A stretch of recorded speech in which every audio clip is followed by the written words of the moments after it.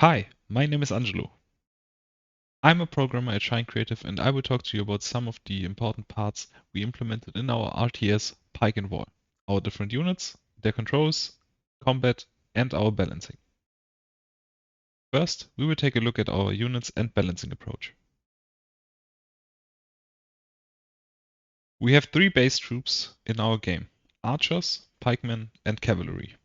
We use a rock, paper, scissors balance system where archers are better against pikemen are better against cavalry, and cavalry units are better against archers.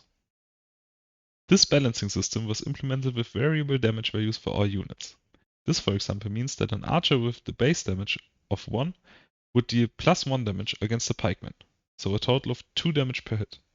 But against a cavalry unit, archers would only deal the base 1 point of damage. Same goes for the other units and their respective matchups. We also have the option to upgrade our units. Archers are upgraded to musketeers, pikemen to heavy pikemen, and cavalry to heavy cavalry, which also changes them from a melee unit to a ranged unit. Upgraded units currently only get a buff of +1 to their base damage. For example, bringing the damage of a musketeer to a total of 3 damage per shot against a pikeman.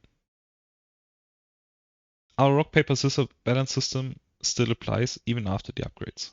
However, the upgraded units are more powerful and have a clear advantage against not upgraded ones, even when fighting against their weak matches.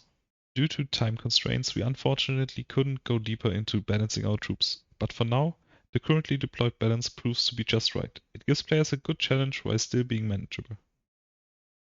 Now we will look at how units behave when an attack order is given. When an attack order is given, there are multiple scripts working together to determine the target, move the unit towards it, stopping the unit in range, and ultimately starting the attack. Here you can see a simplified version of what happens with such order.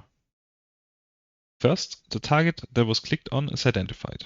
This happens with a ray that is fired from the cursor position to the game world. This ray goes through all objects on its way to the game world. By checking all collisions, we can then determine if this ray hits a possible target.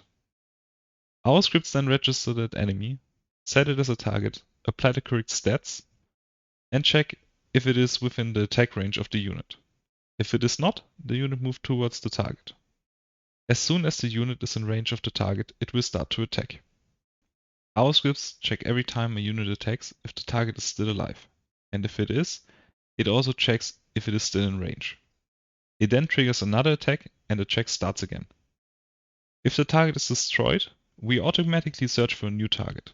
If there's more than one target and the player doesn't click on another enemy, we randomly assign a new target and go back to the beginning of the loop. Only when there are no more targets in range, the unit goes into idle mode. In summary, I think we built a solid foundation. Our core mechanics and balancing are rudimentary but can easily be expanded on. I am certain that with enough time, the solid foundation can be used for a good RTS game.